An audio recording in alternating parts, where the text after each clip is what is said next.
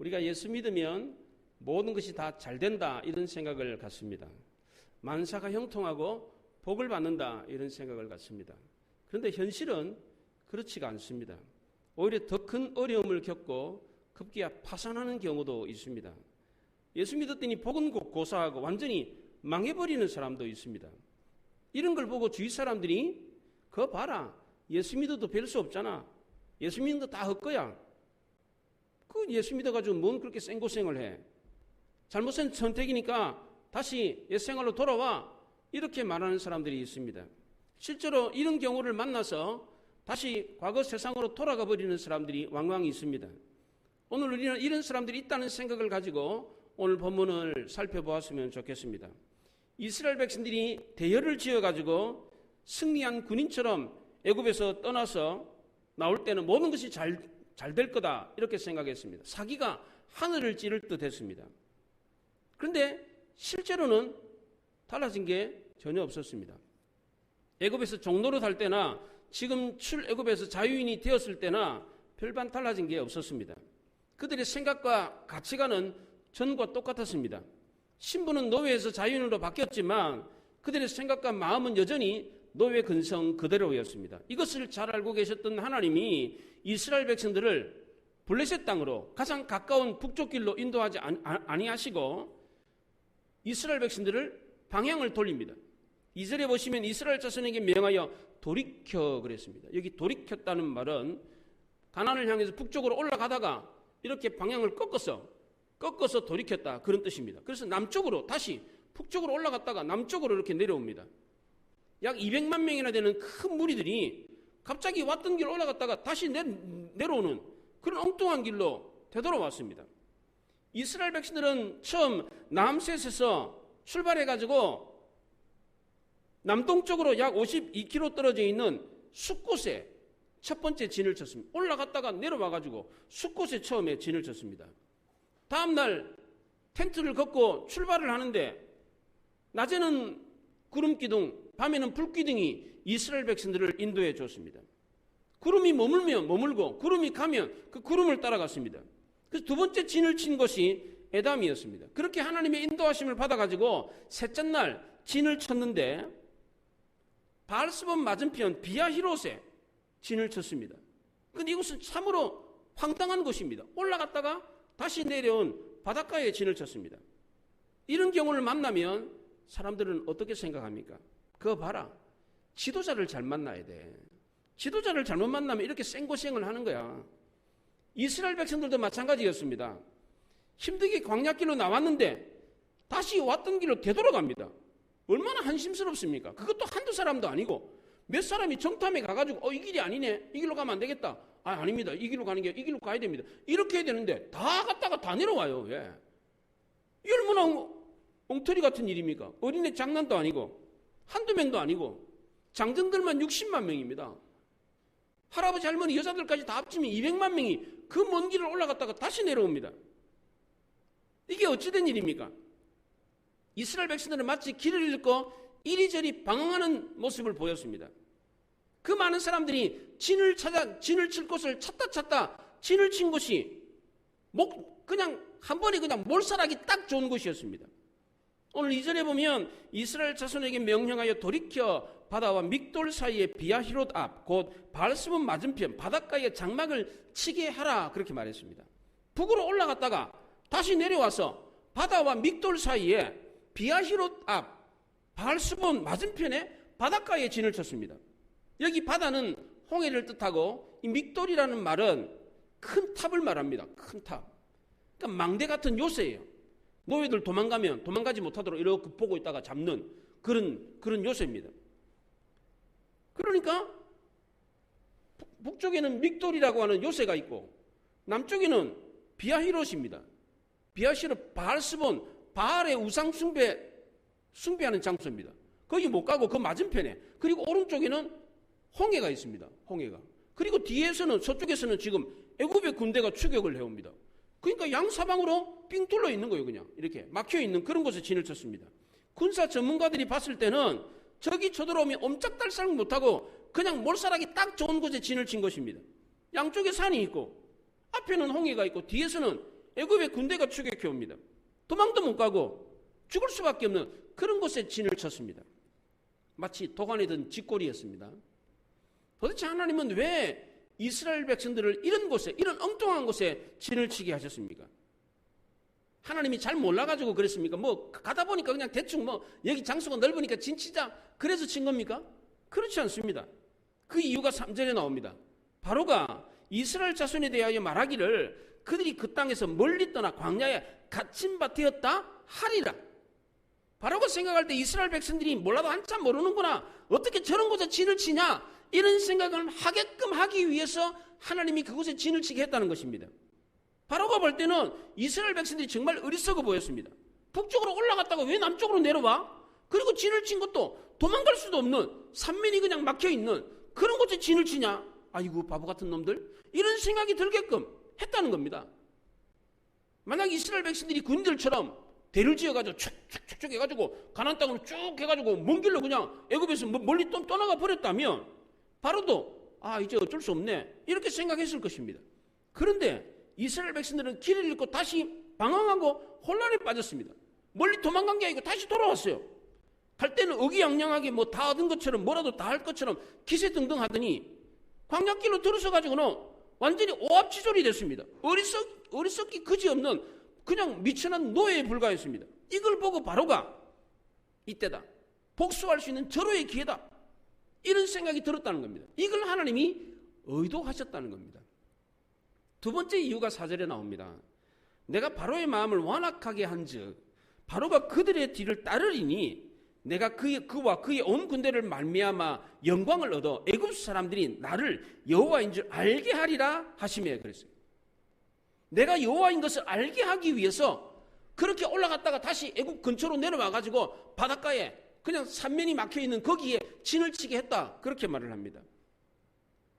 여기에 오해하기 쉬운 말이 나옵니다. 하나님이 바로의 마음을 완악하게 했다라는 말이 나옵니다.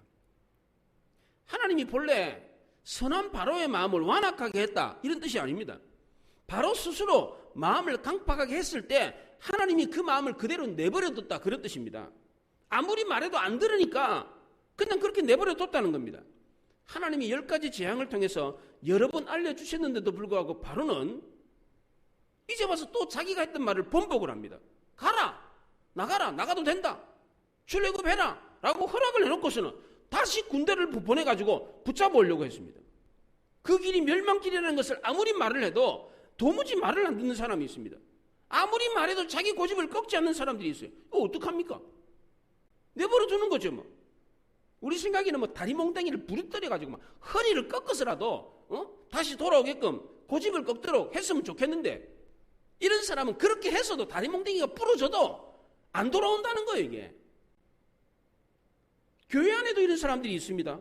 아무리 말해도 말 안 듣는 사람이 있어요. 제 고집을 안 꺾는 사람이 있습니다. 자기 잘못은 인정하지 않고 남의 잘못만 지적하는 사람들이 있습니다. 자기는 잘못이 없으니까 회개할 이유가 없지, 자기 고집을 꺾을 이유도 없지. 이런 사람은 좀 시간이 지나고 나면, 잊혀질만 하면 또 그 일을 또 반복합니다. 왜? 자기가 잘못했다고 생각하지 않기 때문입니다. 이런 사람은 하나님도 내버려 두신다는 겁니다. 이게 바로 하나님이 바로의 마음을 완악하게 했다, 그런 뜻입니다. 결국 바로는 자기 고집을 꺾지 않고 다시 이스라엘 백성들을 추격하기 시작했습니다. 바로가 이렇게 했을 때 하나님은 이것을 통해서 오히려 내가 하나님인 것을 알게 하겠다, 이렇게 말씀했습니다. 이것은 하나님이 영광을 받기 위해서 바로의 마음을 완악하게 하고 애굽의 군대가 이스라엘을 추격하게 했다, 이런 뜻이 아닙니다. 정반대입니다. 바로가 마음을 완악하게 하고 애굽의 군대가 이스라엘을 추격하니까 하나님이 이것을 통해서 자기가 여호와인 것을 알리셨다, 이런 뜻입니다. 바로는 이스라엘 백성들을 애굽에서 나가도록 허락했습니다. 그러고 난 뒤에 잠시 잊었어요. 그런데 바로의 마음이 다시 완악해졌습니다. 그 이유가 무엇입니까? 5절에 보면 첫째로 충동질하는 사람이 있었기 때문입니다. 5절에 보세요. 그 백성이 도망한 사실이 애굽 왕에게 알려짐에 바로와 그의 신하들이 그 백성에 대하여 마음이 변하여 이르되 우리가 어찌 이같이 하여 이스라엘을 우리를 섬기면서 놓아 보내었는가 하고 그랬어요. 누군가 이스라엘 백성이 도망한 사실을 바로에게 알려줬습니다. 이스라엘 백성들이 도망간 겁니까? 그 200만 명이나 되는 사람이 몰래 도망간 겁니까? 도망간 거 아닙니다. 바로의 허락을 받고 정치 출국을 한 겁니다. 그렇잖아요. 그 200명이 어떻게 도망을 가요? 어린아이까지 다 챙겨가지고 재산까지 다 챙겨가지고 갔는데 도망간 게 아니에요. 허락받고 집단 출국을 한 것입니다. 그런데 보고를 한 사람이 뭐라 그럽니까? 도망갔다고 합니다. 게다가 여기서 알렸다라고 하는 단어를 썼는데 이 알렸다는 말은 자기 가까이에 두다 이런 표현입니다. 이 말은 자세히 알렸다는 겁니다. 몇 명이 어느 경로로 그래 가가지고 지금 어디에 진을 쳤는지 그것도 사면이 둘러싸여있는 비아히롯에 진을 쳤다 이것까지 자세하게 알렸다는 겁니다. 이것을 듣는 순간 바로와 신하들이 마음이 변했습니다. 왜 우리가 그 애굽 노예들을 우리 노예들을 풀어주었는가? 지금이라도 빨리 추격하면 그들을 붙잡아 올 수 있다. 그래가지고 6절에 곧바로 선발된 잘 훈련된 병거 600대 모든 병거를 다 동원을 했어요. 곧바로. 만약 알려준 사람이 바로왕과 나라를 사랑하고 충성스러운 신하였다면 어떻게 하는 게 옳습니까? 지금 애굽 사람들은 10가지 재앙을 당해가지고 혼란에 빠졌습니다. 재산을 잃었습니다. 10번째 재앙, 장자 재앙을 만나가지고 모든 집안에 다 장자가 죽었습니다. 슬픔에 잠겨있는 혼란에 빠진 이런 상황에서 이 문제를 수습하는 게 급선무입니까? 복수하는 게 급선무입니까? 뭐가 더 급합니까? 복수한다고 해서 얻는 게 뭐가 있습니까? 잃었던 짐승, 재산들 다시 찾을 수 있습니까? 죽은 장자가 다시 살아납니까? 단지 끓어오르는 울분을 가라앉히고자 그렇게 복수를 해야 합니까?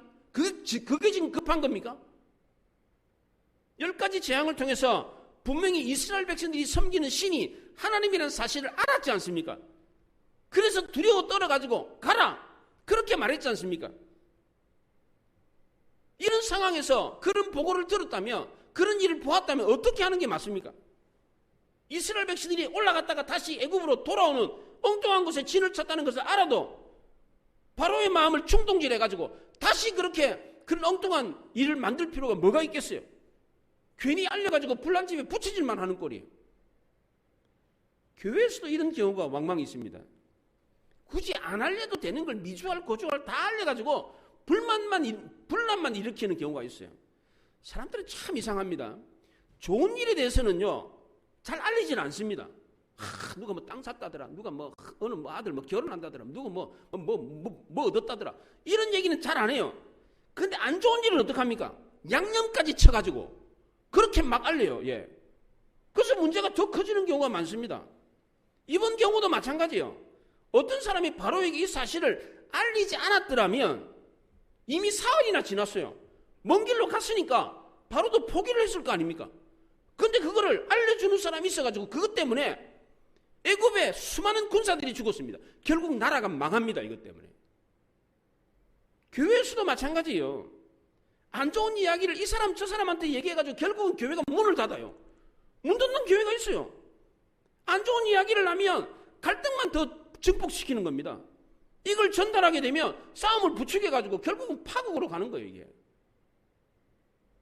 두 번째로 바로의 마음을 다시 완악하게 했던 이유는 이스라엘 백성들이 출애굽할 때 담대히 나갔기 때문입니다. 8절에 보면 여호와께서 애굽왕 바로의 마음을 완악하게 하셨으므로 그가 이스라엘 자손의 뒤를 따르니 이스라엘 자손이 담대히 나갔음이라 그렇게 말. 여기 담대히 나갔다는 말을 여러분들 성경에 보면 가로 1 해가지고 밑에 뭐라고 해놨어요? 높은 손으로 이렇게 해놨죠. 손을 높이 들고 나갔다는 거예요. 어떤 경우에 이렇게 손을 이렇게 높이 듭니까?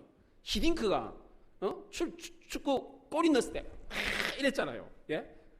이게 뭐예요? 이게 상대방에 대해서 내가 힘을 과시, 우리 이렇게 힘이 있다 이러면서 나갔다는 게 이러면서 예. 자기는 상대방에 대해서 이렇게 힘을 과시하지만 상대방은 멸시와 모욕을 주는 것입니다. 물론 이스라엘 백성들은 하나님의 백성으로 자기 힘을 과시하는 것입니다. 그러나 짐승과 농작물을 잃고 심지어 장자까지 잃고 슬픔에 잠겨있는 애굽 사람들에게는 분노와 울분을 느끼게 하는 모멸감을 주는 행동이었습니다. 이러면서 나간 거예요. 이러면서 고맙습니다. 이렇게 겸손하게 나가야 되는데 그게 아니고 막 이러면서 나간 거예요. 이러면서 애굽 군대는 이런 분노의 감정을 불태우면서 다시 이스라엘을 추격하기 시작했습니다. 셋째 날 저녁에 홍해 해변 비아히롯에 진을 치고 잠을 자려고 그러는데 갑자기 막 땅이 흔들리는 소리가 나기 시작했어요. 가만 들어보니까 말발굽 소리예요. 두두두두두두두. 점점점 그 소리가 커졌습니다. 고요하고 잔잔했던 이스라엘 백성들의 심장도 같이 뛰기 시작했습니다. 소리가 커지고 흔들림이 커지면서 불안이 두려움으로 바뀌었습니다. 상황이 다급해지니까 이스라엘 백성들 하나님께 막 부르짖기 시작했습니다. 이들의 부르짖으면 믿음의 기도가 아니었습니다. 왜 그렇습니까? 금방 불평과 원망으로 바뀌어버리기 때문입니다. 12절에 보십시오. 우리가 애굽에서 당신에게 이런 말이 이것이 아니냐? 이르기를 우리를 내버려 두라. 우리가 애굽 사람을 섬길 것이라 하지 아니하더냐? 애굽 사람을 섬기는 것이 광야에서 죽는 것보다 낫겠노라. 우리 애굽에 살 때 그냥 내버려 두라 그랬잖아. 애굽 사람을 섬기는 게 우리는 광야에 죽는 것보다 더 좋다. 근데 왜 광야로 굳이 끌고 나가지고 우리를 다 죽이냐? 우리도 이런 경우가 있습니다. 급하니까 우선 하나님께 막 도움을 찾습니다. 근데 시간이 갈수록 결과가 더 안 좋아져요. 그럼 어떡합니까? 하나님에 대한 신뢰를 거두어버립니다. 하나님이 도와주실 거라는 생각을 거두고 다른 방법을 찾습니다. 그래도 안 되면 어떡합니까? 하나님이 안 도와주셨다고 불평과 원망을 합니다. 그리고는 하나님을 떠나버려요. 교회에서 기도는 열심히 하는데 입에서는 막 불평과 원망이 쏟아져 나와요. 이런 사람의 기도는 믿음의 기도가 아닙니다. 이런 기도는 응답도 없고 능력도 나타나지 않습니다. 왜 이스라엘 백성들이 불평하고 원망했습니까? 하나님의 인도하심을 믿지 못했기 때문입니다. 11절에 한번 보세요. 그들이 또 모세에게 이르되 애굽에 매장지가 없어서 당신이 우리를 이끌어내어 이 광야에서 죽게 하느냐? 어찌하여 당신이 우리를 애굽에서 이끌어내어 우리에게 이같이 하느냐? 당신이 우리를 이끌어내어라는 말을 2번이나 했어요. 이 말이 무슨 말이냐면 당신이 우리 지도자 맞냐? 이런 뜻이에요. 개인의 일이 잘 안 되고 교회 일도 막 뒤틀리고 그럴 때 지도자를 원망합니다. 달면 쓰고 달면 삼키고 쓰면 뱉어버리는 이런 본성이 그대로 드러난 것입니다. 옳고 그러면 따지지도 않고 신의는 따지지도 않고 자기에게 옳은 것만 선택하겠다고 하는 자기에게 유리한 것만 선택하겠다고 하는 인간의 본성이 그대로 드러났습니다. 이스라엘 백성들이 모세에게 당신이 우리 지도자 맞나? 맞냐? 당신이 우리 교회 목사 맞냐? 이런 얘기, 이런 불신의 말이 쏟아진 이유가 무엇입니까? 하나님이 모세를 세우셨다는 이것을 믿지 못했기 때문입니다. 하나님이 모세를 통해서 지금 이스라엘 백성들을 인도하고 계신다는 사실을 믿지 못했기 때문입니다. 하나님이 모세를 지도자로 세우지 않았나요? 모세 스스로 자기가 지도자가 됐습니까? 그렇지 않습니다. 저도 마찬가지입니다. 제가 성진교회 목사가 된 게 제 스스로 된 겁니까? 제가 여기 와가지고 나 여기 목사 될래? 그리고 깔고 앉아가지고 지금 제가 목사가 된 겁니까? 그렇지 않습니다. 하나님이 세우셔서 여기서 목회하고 있는 겁니다. 몇몇 사람들의 겉모술수에 의해서 여기 쓴 게 아닙니다. 하나님이 여러분들이 모인 공동오회를 통해서 하나님의 뜻을 보여줬습니다. 우리가 사도신경에 매 모임을 할 때마다 거룩한 공회를 믿사오며 이렇게 기도하잖아요. 그게 그런 뜻이에요. 거룩한 공회를 통해서 하나님의 뜻을 보여준다. 이걸 우리가 믿는다. 거룩한 공회 투표하면서 하나님의 뜻을 보여준다. 이걸 믿는 거예요, 우리가. 지금도 하나님은 이런 거룩한 공회를 통해 당신의 뜻을 보여주고 있어요. 지금 누가 이스라엘을 인도하고 있습니까? 하나님이 인도합니다. 모세는 그 인도하는 일에 단지 쓰임을 받았을 뿐입니다. 저도 역시 마찬가지입니다. 하나님이 성도들을 인도해요. 그 인도하는 일에 저는 쓰임을 받을 뿐입니다. 저는 이번에 교회 공사가 진행되는 걸 보면서 이런 생각을 했습니다. 교회 공사 진행이 참 더디잖아요. 우리가 진작 엘리베이터 넣는다, 증축한다, 진작부터 이야기가 있었어요. 몇 년 전부터 있었는데 그 일이 잘 안 돼요. 이래 막히고 저래 막히고 계속해서 지연될 때에 하나님이 이끄시니까 잘 되겠지. 조급한 마음을 갖지 말자. 뭔가 다른 이유가 있기 때문에 하나님이 이렇게 하신다. 이런 생각을 가고 기도보다 성령보다 앞서지 말자. 이런 생각을 했습니다. 제 생각도 그렇고 여러분들 생각도 그렇잖아요. 공사가 지금 계속해서 늦어지고 있습니다. 정말 성질급한 저로서는 안달할 수도 있죠. 그렇지만 그렇지 않기로 했습니다. 왜냐하면 이 모든 일을 하나님이 이끄시고 하나님이 알고 계신다는 것을 믿기 때문입니다. 그러니까 오히려 새로운 기대가 생깁니다. 실제로 그렇습니다. 시간은 비록 늦어지고 있지만 이 지체됨을 통해서 오히려 하나님이 우리 교회에 더 좋은 것을 주시는 것을 경험하고 있습니다. 생각지도 못했던, 기대하지도 못했던 것을 하나님이 더 주시는 거예요, 계속. 예, 그렇게 하고 있어요, 지금. 그러니까 일이 늦어지고 생각지도 못했던 일을 당해도 불평하거나 원망할 필요가 없는 거예요. 왜? 하나님이 인도하신다고 하는 이것을 알기 때문에 이걸 믿는다면 일이 좀 막혀도, 일이 좀 안 돼도, 좀 지연이 돼도 불평할 이유가 없는 거예요. 예. 그런데 이스라엘 백성들은 그렇게 하지 않았다는 것입니다. 급한 일이 생길 때 모세를 원망하고 불평하는 말을 막 쏟아냈습니다. 모세가 이스라엘의 지도자라는 것조차도 불신을, 당신이 우리의 지도자 맞냐? 그렇게 말을 했어요. 그런데 모세는 이런 급박한 상황을 만났음에도 불구하고 조금도 흔들리지 않았습니다. 마음의 평정심을 잃지 않고 차분했습니다. 이스라엘 백성들은 두려워 떨었지만 모세는 조금도 두려워 떨지 않았습니다. 왜 그랬습니까? 이 모든 일을 하나님이 인도하신다는 것을 믿었기 때문입니다. 그 증거가 13장 18절 19절에 나옵니다. 모세는 하나님이 이스라엘 백성을 인도한다는 사실을 믿었어요. 그 증거가 13장 18, 19절 나옵니다. 보세요. 그러므로 하나님이 홍해의 광야길로 돌려 백성을 인도하시며 이스라엘 자손이 애굽 땅에서 대열을 지어 나올 때에 모세가 요셉의 유고를 가졌으니 이는 요셉이 이스라엘 자손으로 단단히 맹세하게 하여 이르기를 하나님이 반드시 너희를 찾아오시리니 너희는 내 유고를 여기서 가지고 나가라 하였음이었더라. 출애굽기 13장 마지막 부분에서 모세는 이스라엘 백성들이 출애굽하는 경로를 여기서부터 라암셋에서 숫곳에서 에돔에서 비하히롯에서 이렇게 출애굽한 경로를 기록하다가 갑자기 요셉의 유골에 대한 얘기를 합니다. 출애굽 가는 길을 이야기하면서 갑자기 요셉의 유골을 이야기를 해요. 생뚱맞게. 왜 이 얘기를 합니까? 요셉이 죽기 전에 이스라엘 백성들에게 하나님이 돌보셔서 너희를 이 땅에서 인도하여 내어서 가나안 땅으로 인도할 거다. 이렇게 할 것이다. 그때 너희들이 내 유고를 메고 가나안 땅으로 올라가라. 이 유언을 했기 때문입니다. 그의 유언은 예언이었습니다. 정말 요셉이 유언한 대로 이스라엘 백성들은 하나님이 약속하신 가나안 땅으로 가게 된 것입니다.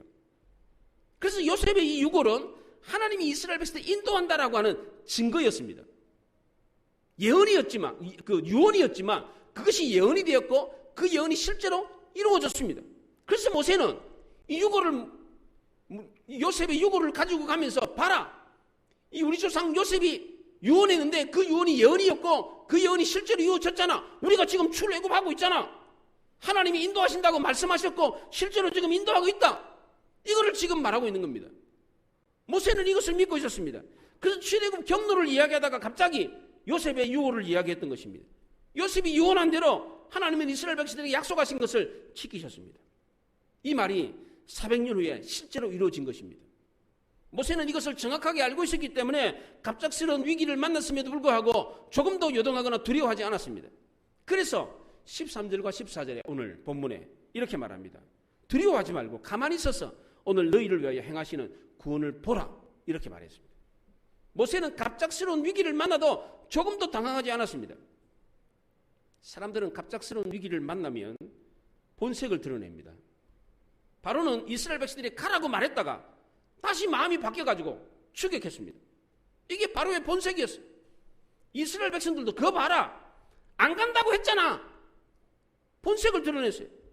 정말 모세를 지도자로 생각하고 하나님을 믿어서 출애굽한 게 아니었어요. 위기를 겪으면 불신앙도 드러나지만 신앙도 드러납니다. 평소 좋을 때는요 다 신앙이 좋은 것 같아요. 교회 같이 다니고 예배도 같이 드리니까 다 신앙이 좋은 것 같아요. 그런데 죄송한 얘기입니다만 사실은 그렇지가 않습니다. 여러분은 신앙이 좋은 것 같아요? 안 좋은 것 같아요? 그거 알고 계십니까? 평소에는 잘 모릅니다. 위기를 겪어봐야 제대로 알게 됩니다. 하나님은 4절에서 애굽 사람들이 내가 여호와인 줄 알게 하리라라고 했는데 애굽 사람들은 이걸 언제 알았습니까? 내가 여호와인 것을 알게 하리라 그렇게 말했는데 애굽 사람은 이걸 언제 알았습니까? 애굽에서 10가지 재앙을 경험했을 때입니까? 피, 개, 이, 파, 가, 독종, 우방매를 암장했다. 10가지 재앙을 겪고 난 뒤입니까? 10가지 재앙을 시작했을 때 처음에는 아니라고 생각했습니다. 이스라엘 백성들이 섬기는 신이 내린 게 아니다. 나일강이 피로 범람했을 때 이상하다. 왜 피 색깔로 변했지? 개구리가 막 엄청 막 물에서 올라왔을 때, 이가 파리가 막 득실됐을 때 자연 재앙이다라고 생각했습니다. 가축이 병들어 죽고 사람들이 막 독종으로 막 긁으면서 막 고통을 당하고 이럴 때 아이고 뭐 습도가 높아서 그렇지 막 벌레가 많아서 그런가 보다. 우박과 메뚜기가 막 들이닥쳐가지고 농작물을 다 휩쓸어 갔을 때도 그냥 자연재앙이다 이렇게 생각했습니다. 그리고 마지막 흑암이 내리고 장자가 죽었을 때 비로소 야 이스라엘 백성들이 섬기는 신이 진짜 신이 맞구나 이 사실을 알고 두려워 떨기 시작했습니다. 이때 바로도 이스라엘 백성들을 내보내지 않을 수가 없었어요. 10가지 재앙 마지막 장자가 죽는 것을 경험하고 난 뒤에서야 야 이스라엘 백성들이 섬기는 신이 있구나 그래가지고 두려워 떨면서 이스라엘 백성들 가라 그랬습니다. 애굽 사람들도 금은 보화를 내주면서 막 제발 나가주십시오 제발 나가주십시오 그러면서 이스라엘 백성들을 내보냈습니다. 함부로 이스라엘 백성들을 위협하는 사람이 아무도 없었습니다. 그런데 애굽 사람들은 출애굽한 지 3일 만에 다시 마음이 바뀌어버렸습니다. 복수심에 불타가지고 모든 군대를 다 동원해가지고 다시 이스라엘 백성들을 추격하기 시작했습니다. 그런데 그래서 10가지 재앙 그렇게 10가지 재앙을 경험하고 집안의 장자까지 다 죽었는데도 불구하고 그때까지도 이스라엘 백성들이 섬기는 여호와가 신이라는 사실을 알지를 못했습니다. 아직도 정신을 못 차린 겁니다. 도대체 얼마나 맞아야 정신을 차리는 겁니까? 출애굽 같은 모든 군대가 다 홍해에서 몰살되었을 때 죽고 난 뒤에서야 깨달았습니다. 18절 한번 보십시오. 여러분들 18절 성경 내가 바로와 그의 병거와 마병으로 말미암아 영광을 얻을 때야 애굽 사람들이 나를 여호와인 줄 알리라 하시니 그랬어요. 언제 알았습니까? 물에 빠져가지고 죽을 때 알았다는 거예요. 죽을 때. 제가 그저께 금요일 밤에 잠을 자다가 가위에 눌렸어요. 가위라는 게 의학적으로 뭐 수면마비, 뭐 렘수면 장애 뭐 이런 얘기를 해요. 정확하게 원인이 뭔지는 모른대요. 뭐 피로가 겹쳐가지고 스트레스 때문에 수면 부족으로 뭐 여러 가지 이유가 있습니다만 가끔씩 제가 몇 년에 한 번 가위에 눌려요. 예. 여러분 그런 경험 안 하십니까? 가위 눌리는 거 아시죠? 뭔지 제가 말하는 거 다들 한두 번 경험하셨을 거예요. 네, 그 정상입니다. 네, 가위 눌리다고 몸에 이상이 있고 그런 건 아니랍니다. 몇 년에 한 번, 예. 그래 가위에 눌렸는데 그저께 금요일 밤에 잠을 자다가 가위에 눌렸는데 평소 같으면 가위에 딱 눌리면 딱 의식을 하잖아요. 그래서 나사렛 예수 그리스도 이름으로 명하노니 물러가라. 딱 그러면 그 즉시로 싹 물러가요. 근데 이번 건은 그렇지가 않는 거예요. 아무리 말해도 꿈쩍도 않는 거예요. 이게 위에서만 콱 누르는데 그래 예수님 찬양 막 그러면 찬양을 불렀어요. 그런데도 막 아무렇지도 않는 거예요. 뭐 떠나가질 않는 거예요. 그러다 이런 생각이 들었습니다. 아 이렇게 자다가 죽는구나 이런 생각이 들었습니다.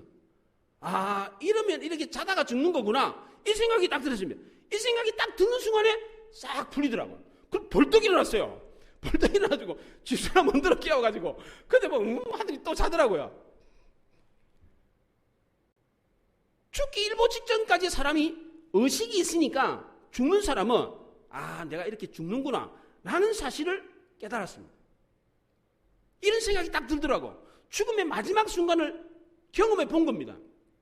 이 경험을 하고 난 뒤에 오늘 본문 말씀이 딱 떠올랐어요. 그렇게 고집스럽게 하나님의 말씀을 부인하고 하나님이 신인 것을 부인하던 애굽 사람들이 홍해에 빠져 죽을 때에 마지막 순간에 이걸 인식하고 죽었겠구나. 아 우리가 이렇게 죽는구나.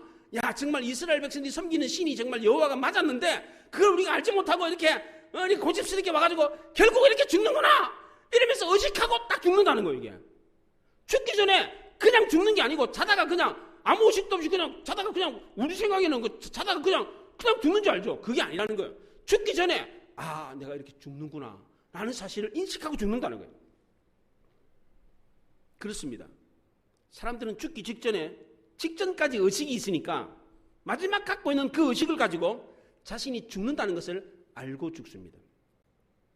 여러분은 물에 빠져 죽을 뻔한 일이 있습니까? 그런 적 없어요?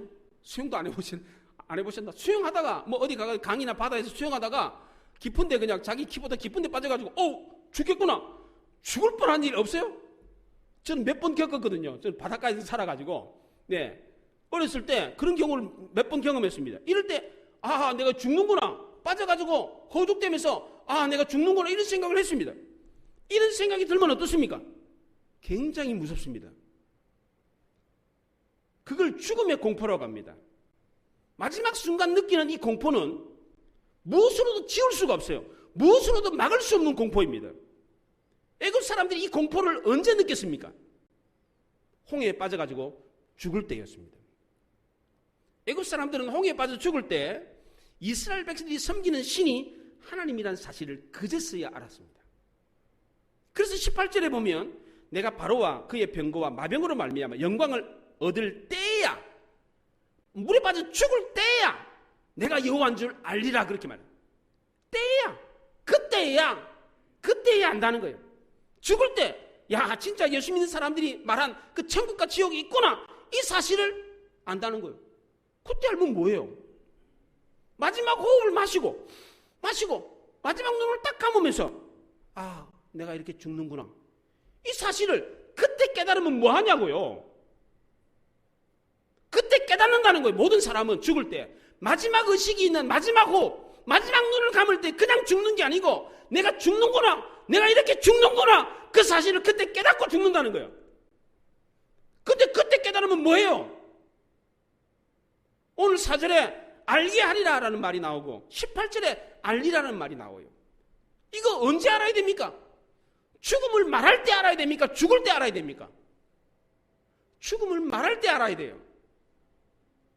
근데 안타깝게도 많은 사람들이 죽음을 말할 때 아는 게 아니고 죽을 때 안다는 거예요. 죽을 때.